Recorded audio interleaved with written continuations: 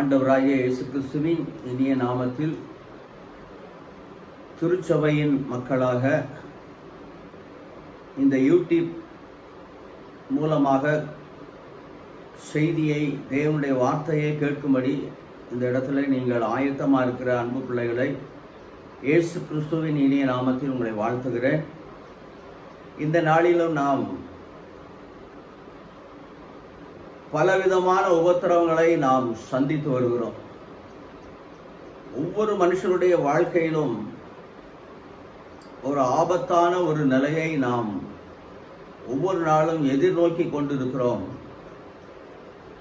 இந்த சூழ்நிலையின் மத்தியிலும் நாம் சோர்ந்து போகாதபடி நம்மை உண்டாக்கின தேவன் அவர் நம்மோடு கூடவே இருக்கிறார்.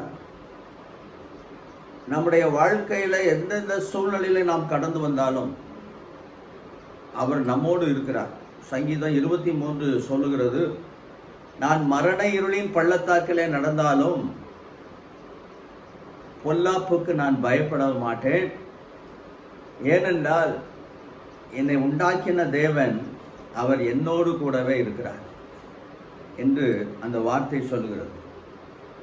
ஆகவே இந்த உலகத்தில் நாம் சந்தித்து வருகிற உபத்திரவங்கள் எல்லாம் அதி சீக்கிரமாக நீங்கிவிடும் என்ற ஒரு உண்மையை நாம் உணர்ந்து இந்த உபத்திரவத்தை நாம் மேற்கொண்டு நம்முடைய வாழ்க்கையில் ஒரு சந்தோஷமான வாழ்வை கடந்து செல்ல ஆண்டவர் நமக்கு வாக்குத்தத்தங்களை தந்திருக்கிறார். ஆகவே நாம் இந்த கால வேளையில் ஆண்டவருடைய வார்த்தையை நாம் தியானிக்கும்படி நாம் வசனத்தை, ஆண்டவருடைய வார்த்தையை, இந்த பைபிள் வார்த்தையை நாம் எடுத்துக்கொள்வோம். 2 கொரிந்தியர் 4ஆம் அதிகாரம் 17வது வசனத்தை நாம் தியானிப்போம். மேலும் காணப்படுகிறவைகளை அல்ல, காணப்படாதவைகளை நோக்கி இருக்கிற நமக்கு அதி சீக்கிரத்தில் நீங்கிவிடும் இந்த லேசான உபத்திரவம், அதி சீக்கிரத்தில் நீங்கிவிடும் நம்முடைய லேசான உபத்திரவம். அருமையான தேவ பிள்ளைகளை, உபத்திரவங்களை பார்க்கும்போது ஆண்டவர் சொல்கிறார், இது ஒரு லேசான உபத்திரவம். இந்த பூமியிலே நாம் சந்திக்கிற எந்த உபத்திரவமா இருந்தாலும், எந்த பாடுகளா இருந்தாலும், எல்லாமே நம்முடைய வாழ்க்கையில நடந்து அனுபவித்து கொண்டிருக்கிற வேதனைகளின் பாதைகளா இருந்தாலும், சகலத்தையும் கடந்து போகும்போது நம்மோடு கூட தேவன் இருக்கிறார் என்பதை நாம் அறிந்து கொள்ள வேண்டும். ஆதி திருச்சபையில ஆண்டவர் அநேக அவருடைய பிள்ளைகள் வாழ்க்கையில் அநேக உபத்திரங்கள் வழியாக அவர்கள் தேவனுடைய ராஜ்யத்தை நாம் கடந்து போக வேண்டும் என்று ஆலோசனைகளை தம்முடைய பிள்ளைகளுக்கு கொடுத்தார். ஆதி காலத்தில் ஆண்டவர் ஆபிரகாமை தெரிந்து கொண்ட பொழுது அவனுடைய சந்ததிகளோடு கூட அவர் இருந்தார். அவர்களுக்கு ஆண்டவர் ஒரு பிராமிஸ் கொடுத்தார். கடந்து போகக்கூடிய அனுபவங்களையும் ஆண்டவர் கொடுத்தார். அவைகளை குறித்து நாம் வேதத்திலே பார்க்கும்போது ஆதியாகமம் 13ஆம் அதிகாரம் 16ஆம் வசனத்தில் ஆண்டவர் ஆபிரகாமை தெரிந்து கொண்டவர். ஆபிரகாமை குறித்து அவனுக்கு கொடுத்த வாக்குத்தத்தம், நான் உன் சந்ததியை ஆசீர்வதிப்பேன். 12ஆம் அதிகாரம் 1 வசனத்திலிருந்து பார்க்கும்போது, நான் உன்னை ஆசீர்வதிப்பேன், உன் பெயரை நான் பெருமைப்படுத்துவேன், நீ ஆசீர்வாதமாயிருப்பாய், பூமியில் இருக்கிற சகல ஜனங்களும் உனக்குள்ளே ஆசீர்வதிக்கப்படும் என்று அவனை ஆசீர்வாத வாக்குத்தத்தத்தை அவனுக்கு கொடுத்தார். ஆனாலும் 13ஆம் அதிகாரத்தில் வரும்பொழுது, ஆதியாகமம் 13:16வது வசனத்திலே நாம் பார்க்கிறோம், உன் சந்ததியார் தங்களை அல்லாத அந்நிய ஜாதிகளிடத்திலே அவர்கள் 400 வருடம் உபத்திரவங்களை அனுபவிப்பார்கள். 400 வருஷம் அவர்கள் உபத்திரப்படுவார்கள் என்பதை நீ நிச்சயமாய் அறிய கடவாய் என்று அடுத்த வசனத்தில் பார்க்கும்போது, அவர்கள் சேவிக்கும் ஜாதிகளை நான் நியாயம் தீர்ப்பேன், பின்பு மிகுந்த பொருட்களுடனே அவர்கள் புறப்பட்டு வருவார்கள் என்று சொல்லி அவர்களை நடக்க போகிற அவருடைய வாழ்க்கையில, அவருடைய சந்ததிகளுடைய வாழ்க்கையில, ஆபிரகாமுடைய பேர பிள்ளைகள், கொள்ளு பேர பிள்ளைகள், இவருடைய வாழ்க்கையில அவர்கள் அனுபவிக்க வேண்டிய வேதனைகளையும் அவர் முன்கூட்டியே சொல்லியிருக்கிறார். உபத்திரவங்களை அவர்கள் அனுபவிப்பார்கள். அப்ப ஏன் ஆண்டவர் நமக்கு உபத்திரவங்களை அனுமதிக்கிறார் என்றால், நம்முடைய வாழ்க்கையிலே குறைவுகள் நிறைய உண்டு. தேவனை சார்ந்து வாழ வேண்டும் என்ற உணர்வு நமக்கு எப்பொழுதுமே இருப்பதில்லை. நான் நான் நான் என்கிற நானே என்னுடைய வாழ்க்கையிலே உயர்ந்த அடைக்கலத்துக்குள்ளே நான் இருக்க வேண்டும் என்ற பெருமையுள்ள வாழ்க்கை மனிதனுடைய பாவமாகவே நம்முடைய வாழ்க்கையை ஒட்டி இருக்கிறது. மனுஷன் மாம்சத்துக்குரியவனாக அவன் தள்ளப்பட்டார். ஆதி மனிதனை தேவன் தம்முடைய சாயலாக படைத்த பொழுது பாவம் அவனுடைய வாழ்க்கையில பிரவேசிப்பதற்கு அவன் தன்னைத்தானே விற்று போட்டான். தேவனுக்கு கீழ்ப்படிந்து நடப்பதற்கு பதிலாக தன்னுடைய வாழ்க்கையை தானே நியமித்துக் கொள்ள முடியும் என்ற பெருமையுள்ளாலே அவனுடைய வாழ்க்கையிலே பாவம் அவனை ஆட்கொண்டது. ஆகவே அந்த பெருமையான எண்ணங்களிலிருந்து நாம் தேவனை சார்ந்து வாழ வேண்டும் என்ற ஒரு உண்மையை நாம் உணர்ந்து வாழ்வதற்கு தான் இந்த உபத்திரவங்களை ஆண்டவர் அனுமதித்து நம்முடைய வாழ்க்கையிலே அவரை சார்ந்திருக்கிறவர்களாக, உத்தம பிள்ளைகளாக நம்மை அறிய விரும்புகிறார். யோபு என்ற ஒரு பக்தனை குறித்து, ஆபிரகாமின் நாட்களிலே வாழ்ந்த ஒரு மனுஷனை குறித்து ஆண்டவர் சாட்சி கொடுக்கிறார். அது யாரிடத்துல சாட்சி கொடுக்கிறார் என்றால், சாத்தான் ஆண்டவருடைய சன்னதியில வந்து நிற்கிறான். அவன் தேவ பிள்ளைகளின் மேல் எப்பொழுதும் குற்றம் சாட்டுகிறவனாக, உங்களுடைய பிள்ளைகள் அவர்கள் உமக்கு முன்பாக உத்தமமானவர்கள் அல்ல என்பதை நிரூபிக்க வேண்டும் என்பதுதான் அவனுடைய ஒரே குற்றச்சாட்டாக இருந்தது. தேவன் யோபுவை குறித்து சொல்லும் பொழுது, அவன் உத்தமனும் சன்மார்க்கனும் தேவனுக்கு பயந்து நடக்கிறவனுமாகிய அவனை போல ஒருவனும் இந்த பூமியில இல்லை என்று சாத்தான் இடத்துல ஆண்டவர் சாட்சி கொடுக்கிறார்.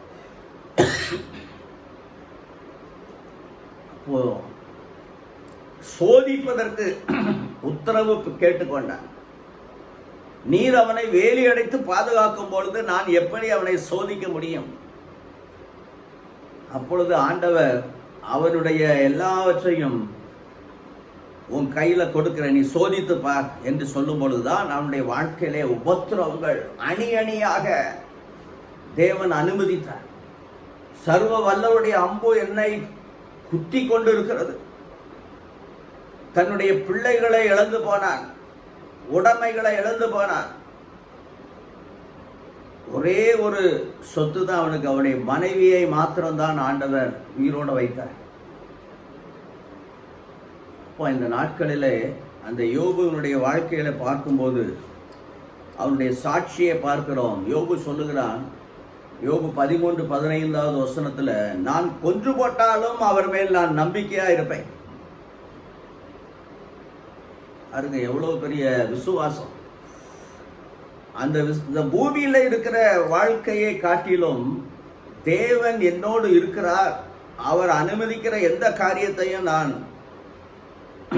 சந்தோஷமா ஏற்றுக்கொள்கிறேன். அவர் மேல் இருக்கிற நம்பிக்கையை சாவு வந்தாலும் நான் திரும்ப மாட்டேன் என்று அந்த உறுதியோடு இருந்தார். அது மாத்திரமல்ல, யோபு 27:5 பார்க்கும்போது அவன் சொல்லுகிறான், என் ஆவி பிரிய மட்டும் என்னுடைய உத்தமத்தை நான் என்னை விட்டு விடவே மாட்டேன். கர்த்தர் மேல் நான் உறுதியான விசுவாசம் வைத்திருக்கிறேன். அந்த விசுவாசத்தை யாரும் என்னை பிரிக்க முடியாது. துன்பமோ வியாகுலமோ நாச மோசமோ பட்டயமோ எதுவுமே ஆண்டவர் மேல் நான் வைத்திருக்கிற அன்பை விட்டு ஒருவனும் என்னை பிரிக்க முடியாது என்பதை அவன் டிக்ளேர் பண்ணினான். தன் வாழ்க்கையிலே வாழ்ந்து காட்டினான். அந்த சோதனையின் முடிந்த பின்புதான் சொல்கிறான், நான் சோதிக்கப்பட்ட பின் நான் பொன்னாக விளங்குவேன் என்று சொன்னான். அந்த உபத்திரவத்தின் எல்லையை தாண்டும் போது அவனுடைய வாழ்க்கையில வருகிற வார்த்தை என்ன? யோபு 19ஆம் அதிகாரத்தில் அங்கே அவர் சொல்லுகிறார், என் மீட்பர் உயிரோடு இருக்கிறார், நானே அவரை பார்ப்பேன், என் சொந்த கண்ணாலே அவரை பார்ப்பேன், என் தோல் முதலானவைகள் அழுகி போன பின்பு என் மாம்சத்திலிருந்து நான் அவரை காண்பேன். ஆகவே இந்த உலகத்தில் காணப்படுகிற காரியங்களை குறித்து அந்த யோபு தன் வாழ்க்கையில் அவன் எந்த வகையிலும் கவலைப்படாமல் இருந்தது காரணம் என்னவென்றால், அவனுடைய நோக்கம், அவனுடைய வாழ்க்கையை குறித்து தேவன் வைத்திருக்கிற திட்டத்தை அவன் அறிந்திருந்தான். காணப்படாத தேவனுடைய மகிமை, அவருடைய வல்லமை, அவர் நம்மோடு கூட இருக்கிறவர், இந்த உலகத்தின் வாழ்க்கையோடு நம்முடைய எல்லா காரியமும் முடிந்து போகும் என்று அவன் என்ன செய்யவில்லை. அவனுடைய இருதயத்தில் உலகத்தை நோக்கி பார்க்கல, காணப்படாதவைகளை அவன் நோக்கி பார்த்தான். ஆகவேதான் ஆண்டவர் நமக்கு கொடுத்திருக்கிற பெரிய ஒரு வாக்குத்தத்தம். நம்முடைய நோக்கம் என்ன? நம்முடைய வாழ்க்கையின் கடந்து போகிற உபத்திரவங்கள், வேதனைகள், ஐயோ என் வாழ்க்கையில் இப்படிப்பட்ட ஒரு சூழ்நிலை வந்து சேர்ந்து விட்டதே, தவறான ஒரு முடிவை என் வாழ்க்கையில எடுத்து விட்டேனே, என் காலம் பூராவும் இப்படி வேதனைப்பட வைத்து விட்டார்களே, ஏன் என்று தவிக்கிற பிள்ளைகளையும் கூட ஆண்டவர் அவர்களுக்கு கொடுத்திருக்கிற மிகப்பெரிய ஒரு ஆசீர்வாதம் என்னவென்றால், காணப்படாதவைகளை நீ நோக்கி பார். அப்போ காண்கிறவைகளை தான் நம்முடைய மாம்சங்கள், மாம்ச சுபாவங்கள் எல்லாம் அதைத்தான் நோக்கி பார்க்கிறது. ஆனால் காணப்படாதவைகள் என்று சொன்னால் தேவனால் படைக்கப்பட்டவைகள் எல்லாம் இந்த உலகத்தில் நம்ம பார்க்கிறோம். ஆனால் பரலோகத்தை ஒருவனும் பார்த்ததில்லை. பரலோகத்தில் இருக்கிறவர் யார் என்பதை நாம் பரிசுத்த வேதாகமத்தில் மாத்திரமே பார்க்க முடியும். ஆண்டவருடைய வார்த்தை சொல்லுகிறது, கொலோசையர் 1ஆம் அதிகாரம் 16வது வசனத்தில் நாம் பார்க்கும்போது, காணப்படாதவைகளுமான சகல வஸ்துக்களும், சிங்காசனங்களானாலும், துரைத்தனங்களானாலும், அதிகாரங்களானாலும், வல்லமைகளானாலும், இந்த உலகத்தில் காணப்படுகிற வல்லமைகள், காணப்படாத வல்லமைகள் சர்வத்தையும் தாங்கி கொண்டு இருக்கிறது. அவைகள் எல்லாமே அவரை கொண்டு, ஆண்டவராகி இயேசு கிறிஸ்துவை கொண்டு சிருஷ்டிக்கப்பட்டது என்று அந்த வார்த்தை சொல்லுகிறது. அவருக்கு என்றே சிருஷ்டிக்கப்பட்டது. நாமும் அவருக்காகவே படைக்கப்பட்டிருக்கிறோம். ஹல்லேலூயா. அந்த அதிகாரம் முழு, அந்த வார்த்தை ரொம்ப மிக அதிகமான ஒரு தேவனை பற்றிய ஒரு வெளிப்பாடை முக்கியத்துவமாக கொடுக்கப்பட்டிருக்கிற அந்த வார்த்தை 15ஆம் வசனத்திலிருந்து பார்க்கும்போது, அவர் தேவனுடைய தற்சர்வம், எல்லா சிருஷ்டிக்கும் முந்தின பேருமானவர், படைக்கப்பட்டவர் அல்ல, தன்னில் தானே ஜீவன் உள்ளவராக, பிதாவோடும் ஐக்கியம் உள்ளவராக, பிதா குமாரன் பரிசுத்தாவியாகிய திரியேக தேவனாக அவர் எங்கும் நிறைந்தவராய் இருந்தவர் பரலோகத்திலிருந்து இறங்கி வந்தார். எதற்காக வந்தார் என்பதை நாம் அறிய வேண்டும். கிறிஸ்தவ பிள்ளைகள், கிறிஸ்துவை அறிந்த பிள்ளைகள் அநேகர் அந்த வேத வசனத்தில் தேவன் தன்னை எப்படியெல்லாம் வெளிப்படுத்தியிருக்கிறார் என்பதை அறிந்து கொள்ளும் பொழுதுதான் நம்முடைய வாழ்க்கையில் இருக்கிற துயரங்கள், துன்பங்கள் எல்லாம் நமக்கு லேசாக மாறிவிடும். இந்த துன்பத்திலும் அவர் இருக்கிறார் என்பதை நாம் நிச்சயமாக அறிய முடியும். ஆகவேதான் இந்த வேத வசனங்களை நாம் தொடர்ந்து படிக்கும்போது மத்தேயு 16ஆம் அதிகாரத்தில் 19வது வசனத்திலே ஆண்டவராய் இயேசு கிறிஸ்து சபையை பார்த்து என்ன சொல்கிறார் என்றால், பரலோகத்தின் திறவுகோலை நான் உனக்கு தருகிறேன். பரலோகத்தையே நான் உனக்கு தருவேன் என்று சொல்லுகிறவர், அவர் எப்படி அந்த பரலோக ராஜ்யத்தின் திறவுகோல், பரலோக ராஜ்யத்துக்குள்ள நீங்க போக முடியும், நீங்கள் தைரியமாக பரலோகத்தை நாட முடியும். எப்படி என்றால் கொலோசையர் 1ஆம் அதிகாரம் 20வது வசனத்தில் சொல்லப்பட்டிருக்கிறது, ஆண்டவராக இயேசு கிறிஸ்து சிலுவையில் சிந்திய இரத்தத்தினாலே நமக்கும் தேவனுக்கும் இருந்த பகையாகிய நடுசுவரை அவர் தகர்த்து போட்டார். பாவம், நம்முடைய வாழ்க்கையில் இருக்கிற பாவமே தேவனுக்கு நமக்கு நடுவிலே ஒரு பிரிவினையை உண்டாக்கிட்டது. ஆகவே தேவன் பரலோகத்திலே வாசம் பண்ணுகிறார். பரலோகத்திலிருந்து இறங்கி வந்தவர், பரலோகத்துக்கு ஏறி போனவர் என்றெல்லாம் நாம் வேதத்திலே வசனத்தை நாம் தியானிக்கும் போது அறிகிறோம். அப்போ இயேசு இந்த உலகத்தில் வந்த போது மாம்சத்தில் இருந்த நாட்களிலே அவரை குறித்து வேதம் சொல்லுகிறது. 1 தீமோத்தேயு 3:16 தேவன் மாம்சத்தில் வெளிப்பட்டார் என்ற ஒரு வார்த்தையை நாம் பார்க்கிறோம். அப்ப இயேசு கிறிஸ்துவை நாம் யாராக அறிந்திருக்கிறோம்? மாம்சத்தில் வெளிப்பட்ட தேவன் என்பதை நம்முடைய இருதயம் அதை ஏற்றுக்கொள்ளுமானால் அதுவே சத்தியம்.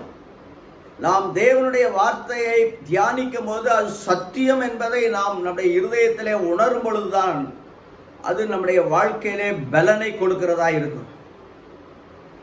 1 தீமோத்தேயு 1ஆம் அதிகாரம் 15ஆம் வசனத்தில் சொல்லப்பட்டிருக்கிறது, பாவிகளை ரட்சிக்க கிறிஸ்து இயேசு இந்த உலகத்தில் வந்தார்.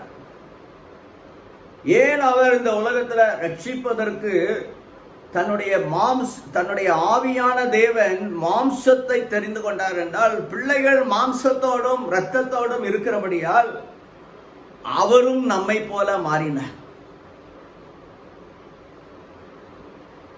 ஆகவேதான் ரோமர் 8ஆம் அதிகாரம் 3ஆம் வசனத்தில் நாம் பார்க்கும்போது, பாவ மாம்சத்தின் சாயலாகவே அவர் மாற்றப்படும் போதுதான் பாவம் நம்முடைய வாழ்க்கையிலே நியாய தீர்ப்பை பெற்று அது நம்முடைய வாழ்க்கையிலே அழிக்கப்படுவதற்கு தேவ ஆவியானவர் நமக்குள்ளே இருந்து அவர் கிரியை செய்கிறவராய் இருக்கிறார். யோவான் 1:14 வசனம் சொல்கிறது, கிருபையினாலும் சத்தியத்தினாலும் நிறைந்தவராக அவர் நமக்குள்ளே வாசம் பண்ணுகிறார். அருமையான தேவ பிள்ளைகளே, உங்களுக்குள்ள அவர் வாசம் பண்ணுகிறார். அவருக்குள் நாம் இருக்கிறோம், அவருக்குள் பிழைத்திருக்கிறோம், அவருக்குள் நாம் அசைகிறோம் என்கிற விசுவாச வாழ்க்கையிலும் அவர் நமக்கு வைத்திருக்கிற தீர்மானங்கள் என்ன, நம்முடைய வாழ்க்கையில் அவர் நமக்காக என்னெல்லாம் செய்து கொண்டிருக்கிறார். நான் என் பிதாவின் வீட்டுக்கு போகிறேன் என்று யோவான் 14ஆம் அதிகாரத்தில் இயேசு சொல்லும்போது, என் பிதாவின் வீட்டில் அநேக வாசஸ்தலங்கள் உண்டு, நான் போய் உங்களுக்கு ஒரு ஸ்தலத்தை ஆயத்தம் பண்ண போகிறேன், நான் போய் எல்லா காரியங்களையும் செய்து முடித்த பின்பு நான் இருக்கிற இடத்துல நீங்களும் இருக்கும்படி நான் மறுபடியும் இந்த பூமிக்கு வருவேன் என்று சொன்னார். ஆகவே நம்மை திரும்பவும் அழைத்து செல்வதற்கு இந்த பூமிக்கு இயேசு கிறிஸ்து வரப்போகிறார். எவ்வளவு பெரிய உண்மை, சத்தியம். பாவத்திலிருந்து ஒரு மனுஷன் மன்னிப்பை பெறாதவர்கள் இந்த ஸ்லாக்கியத்தை பெற முடியாது. ஆகவேதான் அவர் ஒருவரே, அப்போஸ்தலர் 4ஆம் அதிகாரம் 12ஆம் வசனம் சொல்லுகிறது, இயேசு கிறிஸ்துவே அல்லாமல் வேறு ஒருவராலும் ரட்சிப்பில்லை. நாம் ரட்சிக்கப்படுவதற்கு வானத்தின் கீழ் எங்கிலும் மனுஷர்களுக்குள்ளே அவருடைய நாமம் மாத்திரமே கொடுக்கப்பட்டிருக்கிறது. ஆகவே இந்த வார்த்தை நம்முடைய இருதயம் எவ்வளவு தூரத்துக்கு ஏற்றுக்கொள்ளுகிறதோ அந்த அளவுக்கு தான் நாம் தேவனுடைய நல்ல ஆசீர்வாதங்களையும் நம்பிக்கையோடு கூட அவர் வருகையை எதிர்பார்க்கிறவர்களாகவும் நம்மை ஆயத்தப்படுத்துவோம். அப்போஸ்தலர் 1:11 இயேசு மரித்த இயேசு அவர் வேத வாக்கியங்களிலே சொன்னபடியே அவர் உயிர்த்தெழுந்தார். சீஷர்களுக்கு தன்னை வெளிப்படுத்தினார். அவர்களுக்கு செய்து முடிக்க வேண்டிய கட்டளைகளை அவர்களுக்கு போதித்து முடிக்கவும் ஒரு மேகம் அவரை அப்படியே எடுத்துக்கொண்டது. எல்லாரும் பார்க்குறாங்க, வானத்துக்கு அவர் எடுத்துக்கொள்ளப்படுகிறார். அப்பொழுது ஒரு பெரிய சத்தம் வருகிறது. நீங்கள் ஏன் இந்த வானத்தை அண்ணாந்து பார்த்து கொண்டிருக்கீங்கள்? இந்த இயேசுவானவர் எப்படி இந்த பூமியிலிருந்து அவர் பரலோகத்துக்கு எடுத்துக்கொள்ளப்பட்டாரோ அப்படியே அவர் திரும்பவும் வருவார். ஆகவே நீங்கள் உங்களை ஆயத்தப்படுத்துங்க. பரிசுத்த வாழ்க்கைக்கு நேராக உங்களை ஒவ்வொரு நாளும் நீங்கள் ஆயத்தப்படுத்தி உங்களுடைய வாழ்க்கையில தேவனுடைய நற்கிரியைகள் வெளிப்பட வேண்டும். பழைய சுபாவ மனுஷன் எல்லாம் நாளுக்கு நாள் அழிந்து புதிய நம்முடைய உள்ளான மனுஷனுக்குள்ள நாளுக்கு நாள் புதிதாக்கப்பட்ட ஒரு அனுபவம் நமக்கு தேவை. ஆகவேதான் இந்த வேத வசனத்தில் பார்க்கிறோம். நாம் தலைப்பு வசனத்தில் 2 கொரிந்தியர் 4:16 ஆனபடியினால் நாங்கள் சோர்ந்து போவதில்லை, எங்கள் புறம்பான மனுஷனானது நாளுக்கு நாள் அழிந்தும் உள்ளான மனுஷன் நாளுக்கு நாள் புதிதாக்கப்படுகிறது என்று சொல்லப்படும். அப்போ நமக்குள்ள உள்ளான மனுஷன் ஒருவன் இருக்கிறான். உள்ளான மனுஷன் தான் நித்தியமானவன். புறம்பான மனுஷன் மாம்சத்துக்குரியவன். இந்த மாம்சத்துக்குரிய சுபாவங்கள் எல்லாம் நாளுக்கு நாள் அழிந்து கொண்டே இருக்க வேண்டும். புதிய சுபாவங்கள் நமக்கு ஒரு தேவனுடைய அன்பின் சுபாவம், தேவனுடைய பரிசுத்தம், தேவனுடைய நீதி, இவைகள் நம்முடைய வாழ்க்கையில நாளுக்கு நாள் நம்முடைய சுபாவங்களாக மாற வேண்டும் என்று ஆண்டவர் விரும்புகிறார். ஆகவே தான் நம்முடைய வாழ்க்கையில காணப்படுகிற உபத்திரவங்களிலே நாம் கர்த்தரை சார்ந்திருக்கிறோமா என்பதை நாம் இந்த நாட்களிலே அறிய வேண்டும். அப்போஸ்தலர் 7 கூட ஆபிரகாமின் கொள்ளு பேரனாகிய யோசேப்பை குறித்து அங்கே எழுதப்பட்டிருக்கிறது. அங்கே அவனுடைய வாழ்க்கையில நடந்த சம்பவத்தை அப்போஸ்தலர் 7:9 நான் பார்க்கிறோம். அந்த கோத்திர பிதாக்கள் யோசேப்பின் மேல் பொறாமை கொண்டு அவனை எகிப்துக்கு கொண்டு போகும்படி அவனை விற்று போட்டார். அவனுடைய வாழ்க்கையில ஒரு அடிமைத்தன வாழ்க்கைக்குள்ள போகிறான். ஆனா அடுத்த வசனம் சொல்லுகிறது, தேவனோ அவனுடனே கூட இருந்து எல்லா உபத்திரவங்களில் இருந்தும் அவனை விடுவித்து எகிப்தின் ராஜாவாகிய பார்வோன் சமூகத்திலே அவனுக்கு கிருபையும் ஞானத்தையும் அருளினார் என்று. அதே அடுத்த வார்த்தை, அந்த ராஜா அவனை எகிப்து தேசத்துக்கும் தன் வீட்டனத்திற்கும் அதிகாரியாக ஏற்படுத்தினான். யோசேப்பின் வாழ்க்கையில அவர் அனுபவித்த சிறை வாழ்க்கை, அவன் செய்யாத காரியத்தை அவன் மேல் குற்றம் சுமத்தி சிறைச்சாலையில அவனை தள்ளினார்கள். அந்த உபத்திரவங்களின் நடுவில் கூட அவன் கர்த்தர் மேல் வைராக்கியமா இருந்தான், வாஞ்சையா இருந்தான். தேவன் என்னை விடுவிக்கிற வல்லவர், அவர் எந்த நோக்கத்துக்காக என்னை இந்த பூமியில தெரிந்து கொண்டாரோ அந்த நோக்கத்தை நிறைவேற்றி முடிப்பதில் அவர் வல்லவராய் இருக்கிறார் என்று சிறைச்சாலையின் அனுபவத்தையும் அவன் சந்தோஷமாக கொண்டாடினான். ஆகவேதான் இந்த வசனம் சொல்லுகிறது, தேவனோ அவனோடு கூட இருந்தார். அருமையான தேவ பிள்ளைகளே, நம்முடைய வாழ்க்கையிலும் எந்த உபத்திரவங்கள் பாதையிலே நாம் நடந்தாலும் தேவன் நம்மோடு கூட இருக்கிறார். யாத்ராகமம் 2:23 இஸ்ரவேல் ஜனங்கள் அடிமைத்தனத்திலிருந்து தவித்து முறையிட்டு கொண்டே இருந்தார்கள். ஐயோ, எங்களுக்கு ஏன் இந்த உபத்திரவம்?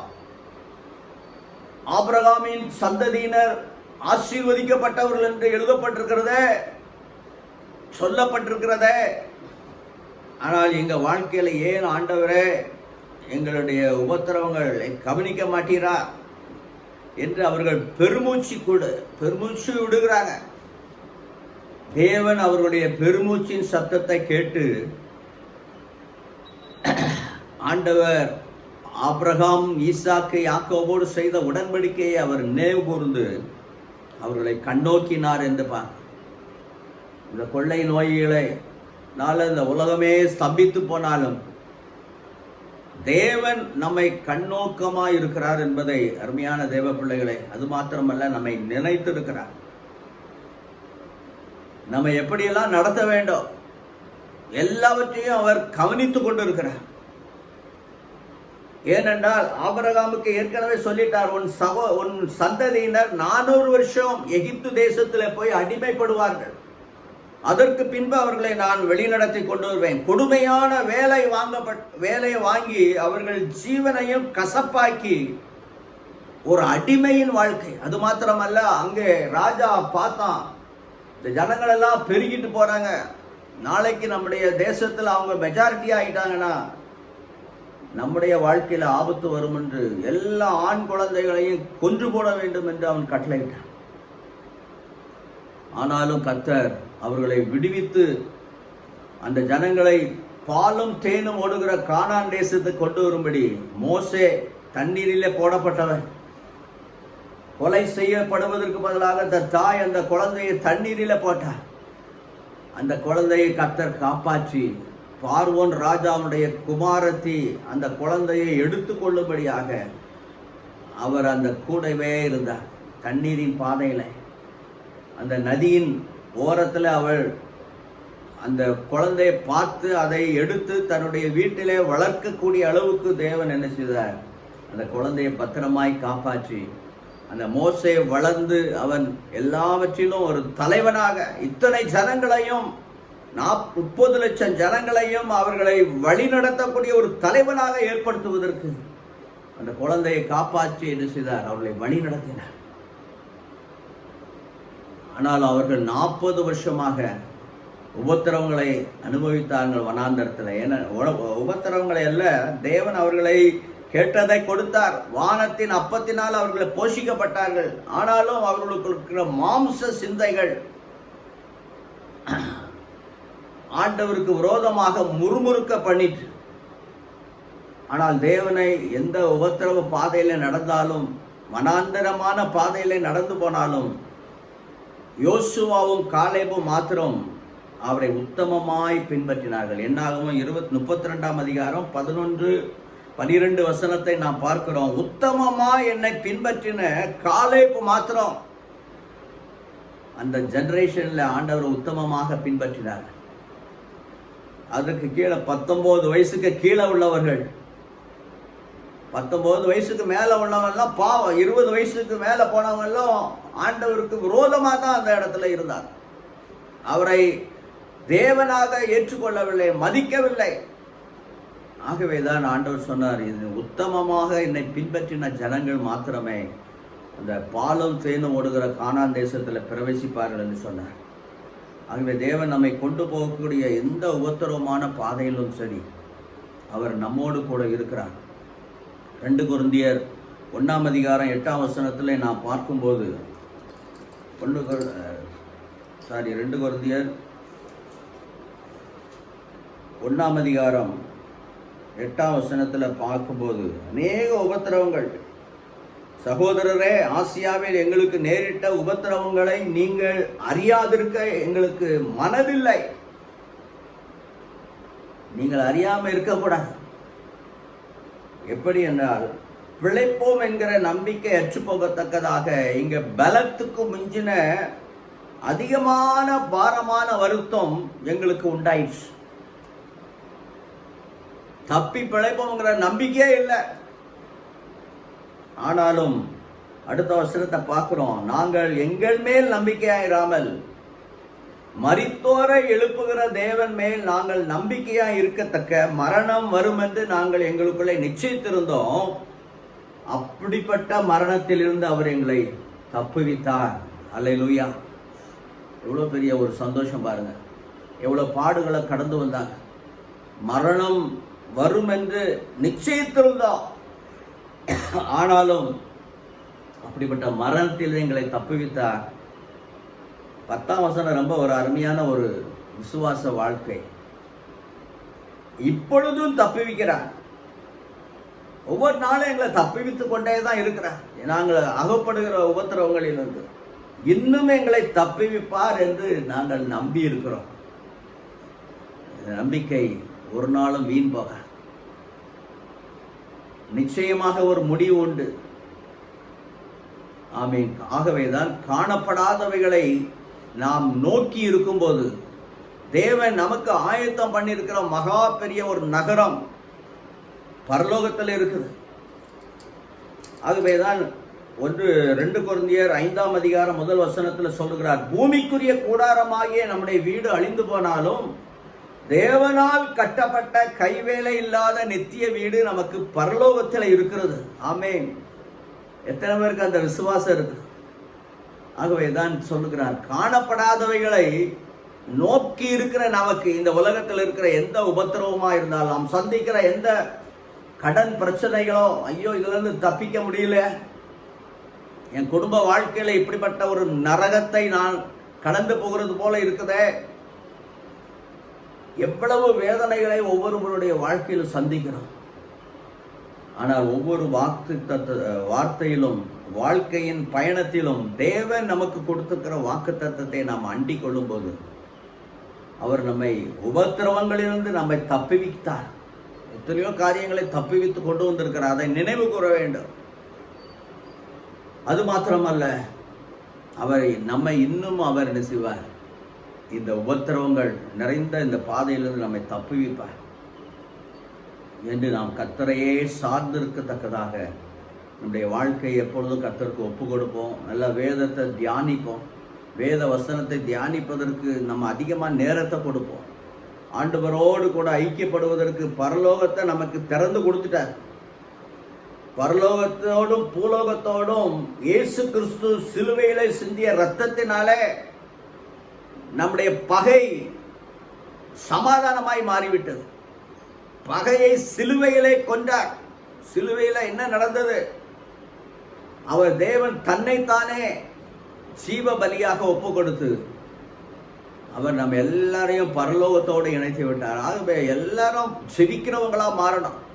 யாரோ ஒருத்தர் ஜெபிப்பாங்க, நமக்கு சுகம் கிடைக்கும் என்கிற ஒரு நம்பிக்கை, அது ஒரு குருட்டு நம்பிக்கை. நீங்கள் ஜெபிக்க வேண்டும். ஆண்டவரே, உம்மோடு நான் பேசுகிறேன், எனக்கு உரிமையை தந்தீர, என் பாவங்களை எல்லாம் மன்னித்தீரே, என் நோய்களை எல்லாம் குணமாக்கினீரே, என் ஆத்துமாவை அழிவுக்கு விலக்கி என்னை காத்து கொண்டு என்னுடைய வாழ்க்கையில நித்தியமான ஒரு சந்தோஷத்தை எனக்கு தந்தீரே. ஆகவேதான் அப்படிப்பட்ட ஜெப வாழ்க்கையை நாம் தொடரும் பொழுது நாம் கேட்ட வசனத்தின்படி காணப்படாதவைகளை நோக்கி இருக்கிற நமக்கு இந்த உபத்திரவங்கள்லாம் லேசான உபத்திரவம் என்று ஆண்டவர் சொல்றார். அது சீக்கிரத்தில் நீங்கிவிடும். கொஞ்ச காலம்தான். ஆனால் நம்முடைய வாழ்க்கையில மிகவும் அதிகமான நித்திய கனமகிமை, அந்த பூலோகத்தில் நாம் எவ்வளவு கர்த்தரை சார்ந்து இருக்கிறோமோ அந்த அளவுக்கு ஆண்டவர் நித்தியமான கனத்தையும் அவருக்குரிய கனத்தை நமக்கும் கொடுக்கிறார்.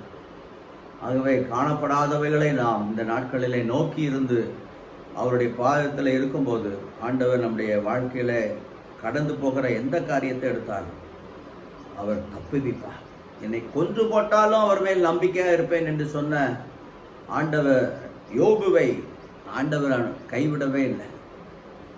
அவனுக்கு எதையெல்லாம் இழந்து போனானோ அதை இரட்டிப்பாக கொடுத்து அவனை ஆசீர்வதித்தார். அருமையான மகனே, ஆண்டவரை நீங்கள் சார்ந்திருக்கும் போது உங்கள் வாழ்க்கையிலும் அப்படிப்பட்ட மகத்துவமான காரியங்களை அவர் கொடுக்க அவர் வல்லவராக இருக்கிறார். கர்த்தருடைய பரிசுத்த நாமத்துக்கு நாம் மகிமையை கொடுப்போம். எல்லாரும் கண்களை மூடி ஜெபிப்போம். எங்கள் பரிசுத்தமுள்ள நல்ல ஆண்டவரே, நீர் எங்களுடைய வாழ்க்கையில இந்த அனுபவிக்க போகிற எல்லா உபத்திரவ பாதையிலும் நீர் எங்களோடு கூட இருந்து எங்களை தப்புவிக்கிறவர், இனிமேலும் எங்களை தப்புவிக்கிறவர். தப்புவித்த பாதைகளை நாங்கள் கண்டு மகிழ்ச்சி அடைகிறோம். எத்தனையோ உபத்திரவங்கத்தில் அகப்படும் பொழுது எங்களுக்கு நீங்கள் கூட இருந்தீங்க. மரண இருளின் பள்ளத்தாக்கில் நடந்த பொழுது எங்களை அதிலிருந்து விடுவித்தீங்க. இனிமேலும் எங்களை தப்புவித்து காக்க வல்லவர் என்பதை நாங்கள் உறுதியான ஒரு விசுவாசத்தை இந்த கால வேளையில் நான் அறிந்து கொள்ள எனக்கு கிருபை தந்ததுக்காக ஸ்தோத்திரிக்கிறோம். உண்மை அண்டிக் கொண்டவர்கள் யாவரும் பாக்கியவான்களாக இருப்பார்கள். உண்மை அண்டிக் கொள்ளுகிற அந்த இருதயத்தை எங்களுக்கு தாரும். எங்கள் இருதயத்தில் இருக்கிற கவலைகள், எங்கள் இருதயத்தில் எதிர்காலத்தை குறித்த வேதனைகள், எங்களுடைய பிள்ளைகள் எப்படி இருக்குமோ என்ற கவலைகள், இவைகள் எல்லாவற்றையும் நாங்கள் உங்களுடைய பாதத்தில் வைத்து விடுகிறோம். ஆண்டவரே, நீர் எங்களை நடத்துகிறவர். உன் வழிகளிலெல்லாம் என்னை நினைத்துக்கொள், நான் உன் பாதையை செவ்வைப்படுத்துவேன் என்று சொன்னவரை நாங்கள் ஒருபோதும் நாங்கள் மறக்க மாட்டோம் என்ற உறுதியை ஒவ்வொரு பிள்ளைகளுக்கும் தாங்கப்பா. உங்களுடைய சிலுவைக்குள்ள எங்கள் பாவங்களை எல்லாம் மூடி போட்டதுக்காக ஸ்தோத்திரம். உம்மை தொடர்ந்து உம்மை பார்க்கக்கூடிய மகிமையின் சந்தோஷத்தை எங்கள் ஒவ்வொரு நாளும் உம்முடைய பிரசன்னம் எங்கள் மத்தியில் இருப்பதை ஒவ்வொருவரும் உணரட்டோம்ப்பா. தேவ பிரசன்னத்தை எந்த நேரத்திலும் ஒவ்வொருவரும் உணர வேண்டும். ஆவியினாலும் வல்லமையினாலும் உம்முடைய பிள்ளைகளை அபிஷேகிங்க, கனப்படுத்துங்க. நீடித்த நாட்களாய் உம்முடைய பிள்ளைகளை திருப்தி ஆக்கி நீர் கொடுத்து கொண்டிருக்கிற ரட்சிப்பை நீர் ஒவ்வொருவரும் காணப்படும்படி நீர் எங்களுக்கு முன்பாக நடந்து போகிறவருக்காக உம்மை ஸ்தோத்திரிக்கிறோம். இயேசுவின் நாமத்தில் ஜெபிக்கிறோம் நல்ல பிதாவே, ஆமென், ஆமென். கர்த்தர் உங்களை ஆசீர்வதிப்பாராக. தொடர்ந்து நாம் நம்முடைய வாழ்க்கையில் எல்லா காரியங்களிலும் கர்த்தரை நாம் உறுதியாக பற்றிக்கொள்வோம். கர்த்தருடைய பரிசுத்த நாமம் மகிமைப்படுவதாக. ஆமென், ஆமென்.